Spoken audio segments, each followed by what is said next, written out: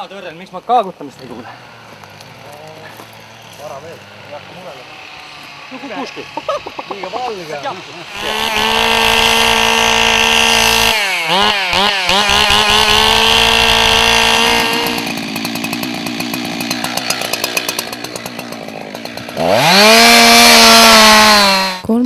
Juunil Rakveres selle aasta metsapealinnas toimunud Eesti raiemeistrivõistlustel osales 33 võistlejat.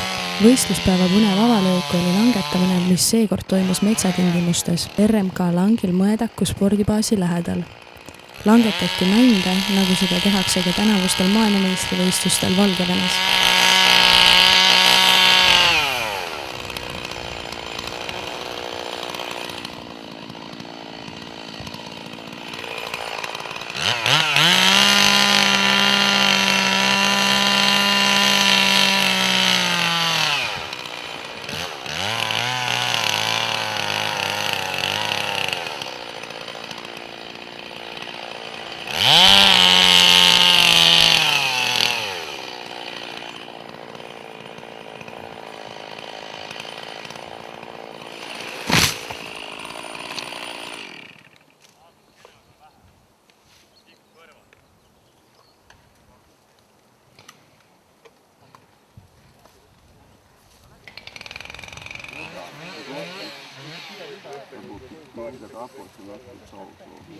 Jaa, ta võiks olla. See on hästi läinud kuusin. Samas pole kellegi hästi, kõik on ühes aukus, midagi pole edasi.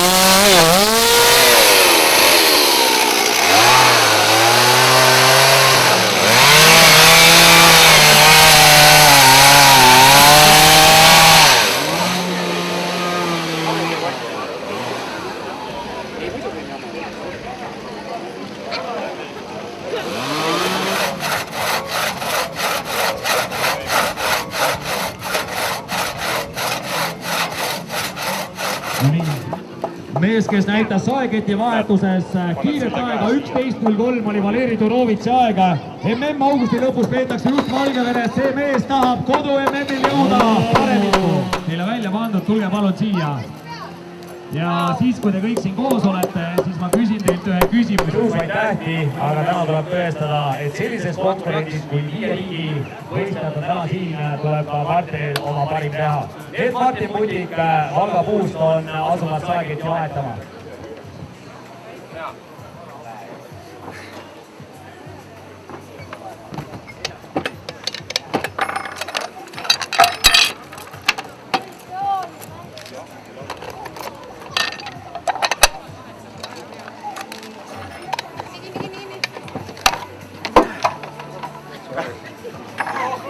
Ja aeg 13.87 ei ole. Valeri Turovits Valgevenes saeketi vahetuse stardis. Ja mees alustab. No käivad käed kiiresti ja nüüd on soe plaat taas peal. Ja nüüd on veel putrid vaja panna ja mis tuleb Valgevenesel aeg ja on võimas aeg. See on superklassi aeg, see on 11.03.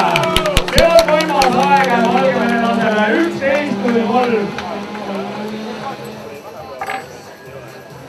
Ja positsiooni sisse võtmas järgmine külaline Valgevenest, see on number 5. Sergei Šudov. Tänane võistluspäeva on veel pikalt kestmas. Eesti vahetud täpselt saagi momentul järgmine alates kella 4 on siis laasimine, mis on väga põnev ala.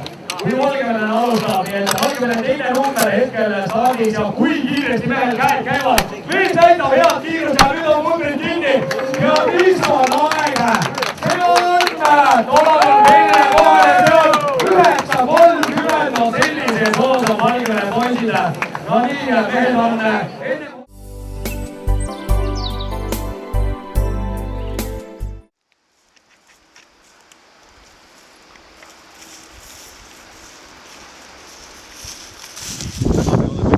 Metsas ja räägime metsaputukatest. Minu nimi on Kalju Voolma, ma olen Eesti Maaülikooli Metsandus- ja Maaehitusinstituudi dotsent ja õpetan tudengitele metsaentomoloogiat, see on teadus metsaputukatest ja metsakaitset, metsakahjustusi ja nende vältimist. Metsas elab tuhandeid putukaid. Väga paljud nende hulgast on seotud puude ja põõsastega. Nad toituvad okastest, lehtedest, punkadest, võrsetest, elavad tüvedel, koore all ja puidus, võras või juurtel. See on metsas loomulik nähtus. Looduses on ikka nii, et kõik elavad kellegi teise arvel. Nii ka putukad toituvad paljudest puudest, põõsastest, rohtaimedest, sealhulgast nendest liikidest, kes huvi inimesele pakuvad. Kuid see kahjustus reeglina on väga väike ja ei paku metsaomanikule või inimesele laias plaanis huvi. Looduses tervikuna võime öelda, ei ole kahjureid. Igal liigil on oma kindel koht looduses, kõik nad on siin vajalikud. Aga inimesele sellest ei piisa. Looduses on ka liike, kes võivad ohustada ja kahjustada inimese huvisid ja põhjustada ulatuslikke metsakahjustusi. Nendest me ka täna räägime. Siin me näeme praegu väikese kuusevaablase kahjustust noorel kuusel. Putukavastsed on siin söönud okkaid mõningal määral ära, kuid see kahjustus on tõesti sellele kuusele tühine. Seevastu meist Eesti alast palju lõuna pool olevates maades, näiteks Kesk-Euroopas, see putukas võib juba põhjustada ka ulatuslikke metsakahjustusi. Meil see paraku nii ei ole. Kahjustus piirdub ainult üksikute puudega kuskilt väikesepaistelises metsaservas ja seega ei ole ta majanduslikult väga oluline. Hoopis teine lugu on teiste liikidega, kes võivad põhjustada tervete metsaosade kuivamist. Nendeks on eelkõige tüvekahjurid ja üraskid.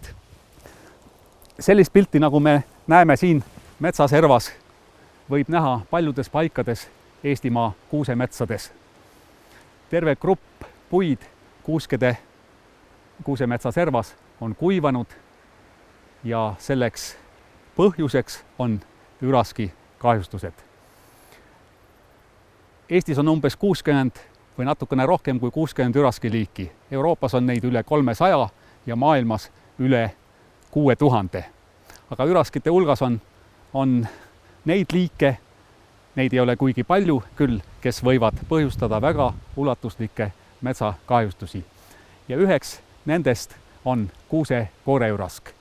Ja kui me näeme selliseid kuivanud kuusegruppisid metsas, mida üraskikolleteks kutsutakse ka metsakaitsealases jutus ja kirjanduses, siis võime kindlalt öelda, et üheks tegelaseks, kes neid kahjustusi põhjustanud on kindlasti kuuse kooreürask. Eestis on üle 60 üraskiliigi, kuid ainult 10 on selliseid liike, kes siis metsanduslikult olulised on ja mõningal määral või teatud tingimustes metsakahjustusi võivad põhjustada.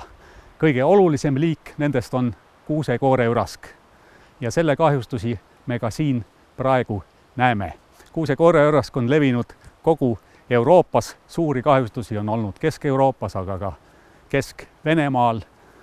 Meil need kahjustused nii ulatuslikud ei ole, kuna meie metsad on üsna mitmekesised ja ühevanuselisi puhtkuusikuid väga palju ei ole. Seetõttu on ka meie üraski kahjustuskolded suhteliselt väikesed, koosnevad mõnest või mõnekümnest puust.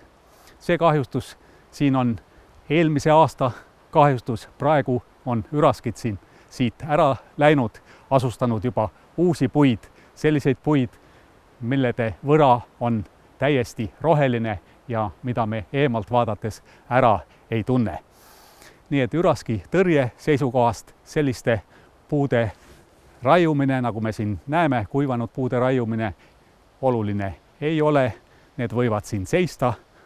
See on metsaomaniku nii-öelda majandusliku mõtlemise küsimus. Kui tal selle materjali vaja on, siis võib seda raiuda ja kasutada. Kuid metsakaitselisest seisukohast sellel erilist tähtsust ei ole.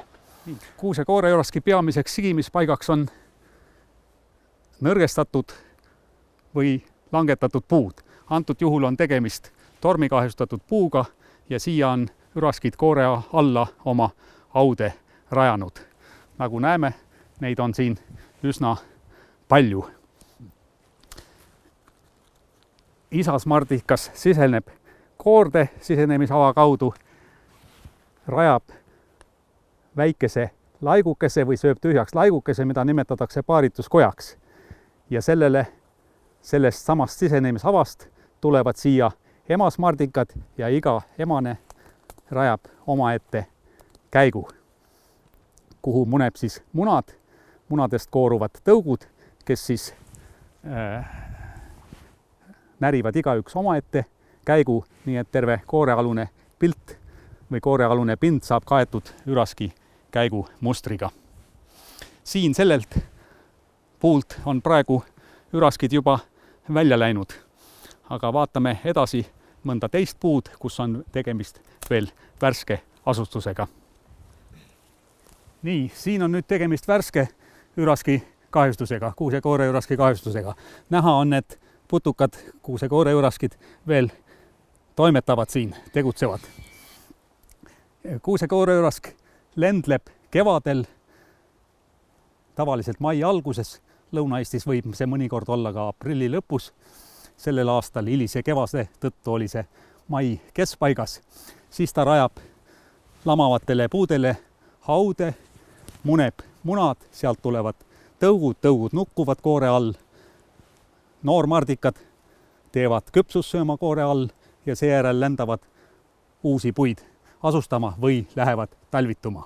Aga kuuse-kooreüraskil on omane veel see, et ta teeb sõsaraude, nad on nimetatud sõsaraude. Tähendab, putukad, kes on ühele puule munenud, lendavad mõne aja pärast uuele puule ja munevad sinna ühe väikese pesakonna. Ja antud juhul siin ongi tegemist sõsaraudega, mille lendlus sellel aastal toimus siin juuni keskpaigas, kuskil 13.–15. juuni paiku. Siis need putukad asustasid selle puu, munesid siia ja praegu toimetavad siin üraskite tõugud. Ja vanamardikad on ka veel näha. Kuuse-kooreüraskil on ühe isase kohta, kes teeb siis sisenemisava ja paarituskoja, tavaliselt 2-3 emasmardikat. Need rajavad oma käigud üks ühes suunas ja teine teises suunas, mõnikord on ka veel kolmas. Tavaliselt on 2 emast ühe isase kohta.